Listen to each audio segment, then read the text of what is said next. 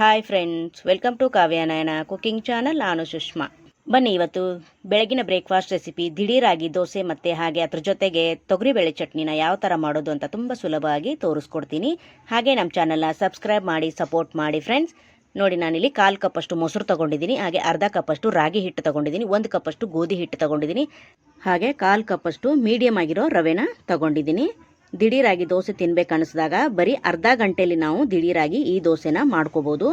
ನೋಡಿ, ಒಂದು ಪಾತ್ರೆ ತಗೊಂಡಿದ್ದೀನಿ, ಅದಕ್ಕೆ 1 ಕಪ್ಪಷ್ಟು ಗೋಧಿ ಹಿಟ್ಟು, ಹಾಗೆ ಅರ್ಧ ಕಪ್ಪಷ್ಟು ರಾಗಿ ಹಿಟ್ಟು, ಹಾಗೆ 1/4 ಕಪ್ಪಷ್ಟು ಮೀಡಿಯಮ್ ಆಗಿರೋದು ಉಪ್ಪಿಟ್ಟು ಮಾಡ್ತೀವಲ್ಲ ಆ ರವೆನ ಸೇರಿಸ್ಕೊತಾ ಇದ್ದೀನಿ, ಹಾಗೆ 1/4 ಕಪ್ಪಷ್ಟು ಮೊಸರು ಕೂಡ ಸೇರಿಸ್ಕೊತಾ ಇದ್ದೀನಿ. ನೋಡಿ, ಸ್ವಲ್ಪ ಸ್ವಲ್ಪನೇ ನೀರು ಹಾಕ್ಕೊಂಡು ದೋಸೆ ಹದಕ್ಕೆ ಕಲಿಸ್ಕೋಬೇಕಾಗುತ್ತೆ. ತುಂಬ ಆರೋಗ್ಯಕ್ಕೂ ಒಳ್ಳೆಯದು ರಾಗಿ ಹಿಟ್ಟು. ಅದಕ್ಕೋಸ್ಕರ ನಿಮಗೆ ದಿಢೀರಾಗಿ ದೋಸೆ ತಿನ್ನಬೇಕಂದಾಗ ರುಬ್ಬೋದು ಬೇಡ, ಹಾಗೆ ನೆನೆ ಇಡೋದು ಬೇಡ. ನೀವು ಈಸಿಯಾಗಿ ಅರ್ಧ ಗಂಟೆಯಲ್ಲಿ ಕ್ವಿಕ್ಕಾಗಿ ಮಾಡ್ಕೋಬೋದು ಫ್ರೆಂಡ್ಸ್.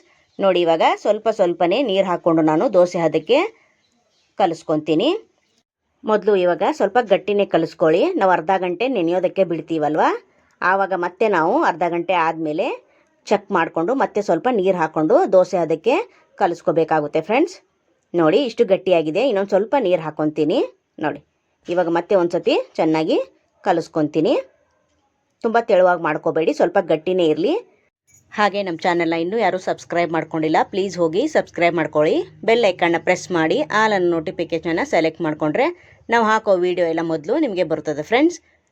ಎಲ್ರಿಗಿಂತ ಮುಂಚೆ ನೀವೇ ನೋಡ್ಬೋದು. ನೋಡಿ, ಒಂದು ಅರ್ಧ ಗಂಟೆ ನಾನು ಹಿಟ್ಟನ್ನು ನೆನೆಯೋದಕ್ಕೆ ಬಿಡ್ತೀನಿ. ಅಲ್ಲಿವರೆಗೂ ನಾವು ಚಟ್ನಿನ ರೆಡಿ ಮಾಡ್ಕೊಳ್ಳೋಣ ಬನ್ನಿ. ಒಲೆ ಮೇಲೆ ಒಂದು ಚಿಕ್ಕದು ಬಾಳಿಗೆ ಇಟ್ಕೊಂಡಿದ್ದೀನಿ, ಅದಕ್ಕೆ ಅರ್ಧ ಕಪ್ಪಷ್ಟು ತೊಗರಿಬೇಳೆನ ಹಾಕ್ಕೊಂಡು ನಾನು ಕೆಂಪಾಗೋವಾಗ ಹುರ್ಕೊತೀನಿ. ನೋಡಿ, ಈ ಥರ ಕಲರ್ ಚೇಂಜ್ ಆಗಬೇಕು, ಅಲ್ಲಿವರೆಗೂ ನಾವು ಹುರ್ಕೋಬೇಕು. ಹುರಿದು ನಾನು ಒಂದು ಬಟ್ಲಿಗೆ ತೆಗಿತೀನಿ. ಮತ್ತು ಅದೇ ಬಾಳಿಗೆಗೆ ನಾನು ಬೇರೆ ಇಂಗ್ರೀಡಿಯೆಂಟ್ಸ್ನ ಹುರ್ಕೊತೀನಿ. 1 ಟೇಬಲ್ ಸ್ಪೂನಷ್ಟು ಎಣ್ಣೆನ ಹಾಕ್ಕೋತಾ ಇದ್ದೀನಿ. ಇದಕ್ಕೆ ಖಾರಕ್ಕೆ ಒಂದು 3 ಒಣಮೆಣಸಿನ್ಕಾಯಿನ ಹಾಕ್ಕೋತಾ ಇದ್ದೀನಿ. ನೀವು ಖಾರ ಎಷ್ಟು ತಿಂತೀರಾ ಅದ್ರ ಮೇಲೆ ನೀವು ಹಾಕ್ಕೊಳ್ಳಿ ಫ್ರೆಂಡ್ಸ್. ಹಾಗೆ ಹಸಿರು ಮೆಣಸಿನ್ಕಾಯಿ ಕೂಡ ಒಂದು 3 ಹಾಕ್ಕೊತೀನಿ. ಹಾಗೆ ಸ್ವಲ್ಪ ಕರಿಬೇವು ಕೂಡ ಹಾಕ್ಕೊತೀನಿ. ಹಾಕ್ಕೊಂಡು ನಾನು ಚೆನ್ನಾಗಿ ಎಣ್ಣೆಯಲ್ಲಿ ಫ್ರೈ ಮಾಡ್ಕೊತೀನಿ ಫ್ರೆಂಡ್ಸ್. ನಮ್ಮ ವಿಡಿಯೋಗೆ ತುಂಬ ಒಳ್ಳೊಳ್ಳೆ ಕಮೆಂಟ್ಗಳನ್ನ ಮಾಡ್ತಾ ಇದ್ದೀರ ಸ್ನೇಹಿತರೆ. ನನಗಂತೂ ಓದಿ ತುಂಬ ಖುಷಿ ಆಗುತ್ತೆ. ಇದೇ ಥರ ನಿಮ್ಮ ಪ್ರೀತಿ ವಿಶ್ವಾಸ ನನ್ನ ಮೇಲೆ ಇರಲಿ, ಹಾಗೆ ನಮ್ಮ ಚಾನಲ್ ಮೇಲೆ ಕೂಡ ಇರಲಿ ಅಂತ ಕೇಳ್ಕೊತೀನಿ. ನೋಡಿ, ಒಂದು ಅರ್ಧ ಇಂಚಷ್ಟು ಶುಂಠಿ ಕೂಡ ಹಾಕಿ ನಾನು ಫ್ರೈ ಮಾಡ್ಕೊತೀನಿ. ಹಾಗೆ ನಮ್ಮ ವಿಡಿಯೋ ನಿಮಗೆ ಇಷ್ಟವಾದರೆ ನಿಮ್ಮ ಫ್ಯಾಮಿಲಿ ಫ್ರೆಂಡ್ಸ್ಗೂ ಕೂಡ ಶೇರ್ ಮಾಡಿ, ಸಬ್ಸ್ಕ್ರೈಬ್ ಮಾಡಿ ಸಪೋರ್ಟ್ ಮಾಡಿ ಫ್ರೆಂಡ್ಸ್. ನೋಡಿ, ಸ್ವಲ್ಪ ಕೊತ್ತಂಬರಿ ಸೊಪ್ಪು ಹಾಗೆ ಹುಣಸೆ ಹಣ್ಣನ್ನು ಹಾಕ್ಕೊಂಡು ನಾನು ಸ್ವಲ್ಪ ಬೆಚ್ಚಗೆ ಥರ ಹುಡ್ಕೊತೀನಿ ಅಷ್ಟೇ. ಒಲೆನ ಆಫ್ ಮಾಡ್ಕೊಂಬಿಡಿ. ಈ ಟೈಮಲ್ಲಿ ಹಸಿ ಕಾಯಿನ ತುರಿದ್ಬಿಟ್ಟು ಹಾಕ್ಕೋತಾ ಇದ್ದೀನಿ. ಇವಾಗ ಅದನ್ನು ಸ್ವಲ್ಪ ಚೆನ್ನಾಗಿ ಸ್ವಲ್ಪ ಹುರ್ಕೊಳ್ಳೋಣ. 1/4 ಕಪ್ಪಷ್ಟು ಹಸಿ ಕಾಯಿನ ಹಾಕ್ಕೊಂಡಿದ್ದೀನಿ. ಇದು ತಣ್ಣಗಾಗಲಿ. ತಣ್ಣಗಾದ್ಮೇಲೆ ನಾವು ಮಿಕ್ಸಿ ಜಾರಿಗೆ ಹಾಕ್ಕೋತಾ ಇದ್ದೀನಿ. ನೋಡಿ, ಸ್ವಲ್ಪ ಸ್ವಲ್ಪ ನೀರು ಹಾಕ್ಕೊಂಡು ನುಣ್ಣಗೆ ಚಟ್ನಿನ ರುಬ್ಕೊಂಡು ಬರಬೇಕು. ಹಾಗೆ ಇಲ್ಲಿ ತೊಗರಿಬೇಳೆ ಕೂಡ ಫ್ರೈ ಮಾಡಿದ್ದೆ, ಅದನ್ನು ಕೂಡ ಸೇರಿಸ್ಕೊತಾ ಇದ್ದೀನಿ. ಹಾಗೆ ಸ್ವಲ್ಪ ಅರ್ಧ ಟೇಬಲ್ ಸ್ಪೂನಷ್ಟು ಹಿಂಗನ್ನ ಹಾಕೋತಾ ಇದ್ದೀನಿ, ಅದನ್ನು ಕೂಡ ಸೇರಿಸ್ಕೊಂಡು, ಹಾಗೆ ರುಚಿಗೆ ತಕ್ಕಷ್ಟು ಉಪ್ಪನ್ನು ಸೇರಿಸ್ಕೊಂಡು ಸ್ವಲ್ಪ ಸ್ವಲ್ಪನ ನೀರು ಹಾಕ್ಕೊಂಡು ನಾನು ಚಟ್ನಿ ಅದಕ್ಕೆ ರುಬ್ಕೊಂಡು ಬರ್ತೀನಿ. ಯಾವಾಗಲೂ ಒಂದೇ ಥರ ಚಟ್ನಿ ತಿಂದಿರ್ತೀರಾ, ಒಂದು ಸತಿ ಟ್ರೈ ಮಾಡಿ ತೊಗರಿಬೇಳೆ ಚಟ್ನಿನ.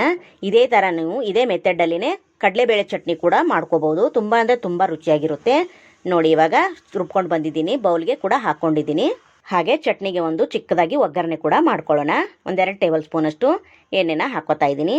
ಎಣ್ಣೆ ಬಿಸಿ ಆದಮೇಲೆ ಒಂದು ಅರ್ಧ ಟೇಬಲ್ ಸ್ಪೂನಷ್ಟು ಸಾಸಿವೆನ ಹಾಕ್ಕೋತಾ ಇದ್ದೀನಿ. ಸಾಸಿವೆ ಸಿಡಿದಾದ್ಮೇಲೆ ಕರಿಬೇವು ಹಾಗೆ ಬ್ಯಾಡಗಿ ಮೆಣಸಿನ್ಕಾಯಿನ ಮುರಿದ್ಬಿಟ್ಟು ಹಾಕ್ಕೋತಾ ಇದ್ದೀನಿ. ಸ್ವಲ್ಪ ಫ್ರೈ ಮಾಡಿಕೊಂಡು ಚಟ್ನಿಗೆ ಸೇರಿಸ್ಕೊತೀನಿ. ಯಾವಾಗಲೂ ಒಂದೇ ಥರ ತಿಂದು ಬೇಜಾರಾಗಿರುತ್ತೆ ಚಟ್ನಿ. ಈ ಥರ ಟ್ರೈ ಮಾಡಿ, ನಿಮಗೆ ಗೊತ್ತಾಗುತ್ತೆ ಎಷ್ಟು ರುಚಿಯಾಗಿ ಬರುತ್ತೆ ಅಂತ. ನೋಡಿ, ಸೂಪರ್ ಅಲ್ವಾ? ಬಿಸಿ ಬಿಸಿ ಅನ್ನಕ್ಕೂ, ರೊಟ್ಟಿಗೂ, ಚಪಾತಿಗೂ, ದೋಸೆ, ಇಡ್ಲಿ ಎಲ್ಲದಕ್ಕೂ ಸೂಪರ್ ಆಗಿರುತ್ತೆ. ನೋಡಿ, ಇವಾಗ ದೋಸೆ ಕೂಡ ಅರ್ಧ ಗಂಟೆ ಆದಮೇಲೆ ತೋರಿಸ್ತಾ ಇದ್ದೀನಿ. ಇವಾಗ ರುಚಿಗೆ ತಕ್ಕಷ್ಟು ಉಪ್ಪನ್ನು ಸೇರಿಸ್ಕೊಂಡು ನಾನು ಮಿಕ್ಸ್ ಮಾಡ್ಕೊತೀನಿ. ನೋಡಿ, ನಿಮಗೆ ಇಲ್ಲಿ ಜಾಸ್ತಿ ಗಟ್ಟಿ ಅನಿಸುತ್ತೆ ದೋಸೆ ಅದಕ್ಕೆ ಸ್ವಲ್ಪ ನೀರನ್ನು ಹಾಕ್ಕೊಂಡು ಇನ್ನೊಂದು ಸ್ವಲ್ಪ ತೆಳುವಾಗಿ ಮಾಡ್ಕೋಬೋದು ಫ್ರೆಂಡ್ಸ್. ಹದವಾಗಿದೆ ಈಗ ಹಿಟ್ಟು. ಇವಾಗ ದೋಸೆ ತವ ಕೂಡ ಕಾಯ್ದಿದೆ. ನೋಡಿ, ಒಂದು ಸೌಟಷ್ಟು ದೋಸೆ ಹಾಕ್ಕೊಂಡು ನೀವು ಎಷ್ಟು ದೊಡ್ಡದಾಗೂ ಕೂಡ ಹಾಕೋಬೋದು, ಎಷ್ಟು ತೆಳುವಾಗಿ ಕೂಡ ಹಾಕೋಬೋದು. ಯಾವ ಥರ ಹಾಕ್ಕೊಂಡ್ರು ದೋಸೆ ನಮಗೆ ತುಂಬ ಚೆನ್ನಾಗಿ ಈ ದೋಸೆ ಬರುತ್ತೆ ನಮಗೆ. ನೋಡಿ, 1 ಟೇಬಲ್ ಸ್ಪೂನ್ ಮೇಲೆ ಎಣ್ಣೆ ಹಾಕ್ಕೋತಾ ಇದ್ದೀನಿ. ಜಾಸ್ತಿ ಕೂಡ ಬೇಯಿಸೋದು ಅವಶ್ಯಕತೆ ಇಲ್ಲ. ನೋಡಿ, 2 ಸೆಕೆಂಡಲ್ಲಿ ನಾವು ಒಂದು ಕಡೆಯಿಂದ ಇನ್ನೊಂದು ಕಡೆ ತಿರುವಿ ಹಾಕ್ಕೋತಾ ಇದ್ದೀವಿ. ನೋಡಿ, ಎಷ್ಟು ಚೆನ್ನಾಗಿ, ನೋಡಿ ಸ್ವಲ್ಪ ಕೂಡ ಅಂಟ್ತಾ ಇಲ್ಲ ತವೆಗೆ. ನೋಡಿ, ವಾವ್, ಸೂಪರ್ ಅಲ್ವಾ? ಸಖತ್ತಾಗಿ ಬಂದಿದೆ ದೋಸೆ ಮಾತ್ರ ಸೂಪರ್. ನೋಡಿ, ಮೇಲೆ 1 ಟೇಬಲ್ ಸ್ಪೂನಷ್ಟು ಎಣ್ಣೆ ಹಾಕ್ಕೊಂಡು ನಾವು ಚೆನ್ನಾಗಿ ಎರಡೂ ಕಡೆ ಬೇಯಿಸ್ಕೊಳ್ಳೋಣ. ಇದೇ ಮೆಥಡಲ್ಲಿ ಚಟ್ನಿನ ತೊಗರಿಬೇಳೆ ಚಟ್ನಿ ಹಾಗೆ ಕಡಲೆಬೇಳೆ ಚಟ್ನಿ ಎರಡೂ ಕೂಡ ಮಾಡ್ಕೋಬೋದು ನೀವು. ನೋಡಿ, ದೋಸೆ ನಮಗೆ ರೆಡಿ ಆಯಿತು.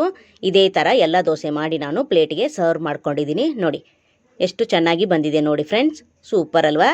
ನೋಡಿ, ಒಂದು 1/4 ಕಪ್ ಮೊಸರಿದ್ದರೆ ಸಾಕು, ಜಾಸ್ತಿ ಏನು ಮೊಸರು ಕೂಡ ಬೇಕಾಗಲ್ಲ ನಮಗೆ. ನೋಡಿ ಎಷ್ಟು ಮೆದುವಾಗಿ ಸಾಫ್ಟಾಗಿ ಬಂದಿದೆ. ಈ ಥರ ಮಾಡಿಕೊಟ್ರೆ ಮಕ್ಕಳು ತುಂಬ ಇಷ್ಟಪಟ್ಟು ತಿಂತಾರೆ. ಮಕ್ಕಳಿಗೆ ಲಂಚ್ ಬಾಕ್ಸ್ ಕೂಡ ನೀವು ಮಾಡಿ ಕೊಡ್ಬೋದು. ನೋಡಿ, ನಾನು ದೋಸೆ ಮತ್ತು ಚಟ್ನಿನ ಸರ್ವ್ ಮಾಡ್ತೀನಿ. ನಾನು ಮುಂಚೆನೇ ಹೇಳ್ದಂಗೆ ಈಗೂ ಹೇಳ್ತಾ ಇದ್ದೀನಿ, ತೊಗರಿಬೇಳೆ ಚಟ್ನಿ ಯಾವ ಥರ ಮಾಡಿದಿರೋ ಸೇಮ್ ಅದೇ ಥರ ಕಡಲೆಬೇಳೆ ಹಾಕಿ ಕೂಡ ಇದೇ ಥರ ಕೂಡ ನೀವು ಚಟ್ನಿನ ಮಾಡ್ಕೋಬೋದು ಫ್ರೆಂಡ್ಸ್. ಎರಡು ಚೆನ್ನಾಗಿರುತ್ತೆ. ವಾವ್, ಸೂಪರ್ ಅಲ್ವಾ? ನೋಡಿ, ದೋಸೆ ಚಟ್ನಿ ಸೂಪರ್ ಆಗಿರೋ ಕಾಂಬಿನೇಷನ್ನು. ನೀವು ಒಂದ್ಸತಿ ಟ್ರೈ ಮಾಡಿ ಯಾವ ಥರ ಬಂತು ಅಂತ ನನಗೆ ಕಮೆಂಟಲ್ಲಿ ತಿಳಿಸಿ ಫ್ರೆಂಡ್ಸ್. ಸೂಪರ್. ಹಾಗೆ ನಮ್ಮ ವಿಡಿಯೋ ನಿಮಗೆ ಇಷ್ಟವಾದರೆ ಪ್ಲೀಸ್ ಲೈಕ್ ಮಾಡಿ, ಶೇರ್ ಮಾಡಿ, ಕಮೆಂಟ್ ಮಾಡಿ, ಸಬ್ಸ್ಕ್ರೈಬ್ ಮಾಡ್ಕೊಳ್ಳಿ. ನಮ್ಮ ವಿಡಿಯೋ ನೋಡಿದ್ದಕ್ಕಾಗಿ ನಿಮ್ಮೆಲ್ಲರಿಗೂ ಧನ್ಯವಾದಗಳು. Thank you for watching. ನಮಸ್ಕಾರ ಫ್ರೆಂಡ್ಸ್, ಬಾಯ್.